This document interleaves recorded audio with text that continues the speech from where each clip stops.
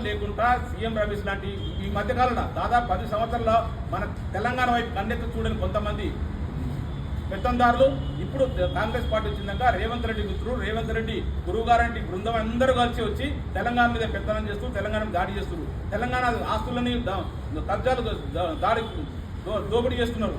ఇట్లాంటి వ్యవహారాన్ని చెప్పి గతంలో 10 సంవత్సరాలు ఎప్పుడు రాలేదు. కానీ రేవంత్ రెడ్డి గారు మాత్రం ఓపెన్ చేసిండు. సీమాంధ్రకు సంబంధించిన వారంతా దాదాపు మొన్న కూడా కాంగ్రెస్ పార్టీ ఎమ్మెల్యే రాజగోపాల్ కూడా చెప్తుంది, దాదాపు 20 మంది దోపిడీదారులు తెలంగాణలో దోపిడీ చేస్తున్నారు, తెలంగాణ బిజినెస్ కొల్లగొట్టేస్తున్నారు. రేవంత్ రెడ్డి ఓపెన్ చేసిందని చెప్తుంది. మేము కూడా అదే చెప్తున్నాం, పదే చెప్తున్నాం. మీ కాంగ్రెస్ పార్టీ ఎమ్మెల్యే చెప్పినా మేము చెప్పినా అందరు వాస్తవం కరెక్టు.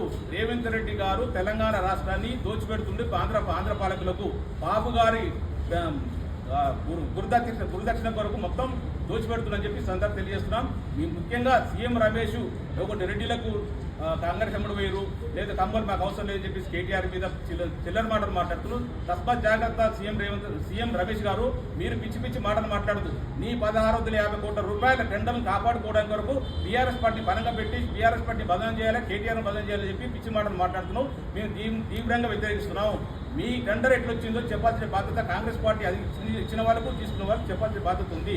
అంతే తప్ప మేము ఎప్పుడు కూడా బీజేపీ పార్టీ వీళ్ళం కామని చెప్తున్నాం క్లియర్. దాదాపు 60 లక్షల మంది సభ్యత్వం ఉన్న పార్టీ మాది. 25 సంవత్సరాలు నిర్విరామైన తెలంగాణ కొరకు పార్టిసిపేట్ చేసిన పార్టీ మాది. అట్లాంటి పార్టీని ఏదో చిన్న పార్టీలలో పేదలు లేకపోతే సెంట్రల్ అధికారులు అని చెప్పి పార్టీలలో మేము 80% వీళ్ళని చేయం. సీఎం రమేష్ గారు మీరు ఖచ్చితంగా దీనికి సమానం చెప్పాలి. మా బీఆర్ఎస్ పార్టీకి క్షమాపణ చెప్పాల్సిన కోరుతూ మరొకసారి ఇట్లాంటి పిచ్చి మాటలు మాట్లాడితే మాత్రం తగిన చర్యలు తీసుకుంటామని చెప్పి తీవ్రంగా ఖండిస్తున్నాం, హెచ్చరిస్తున్నాం సీఎం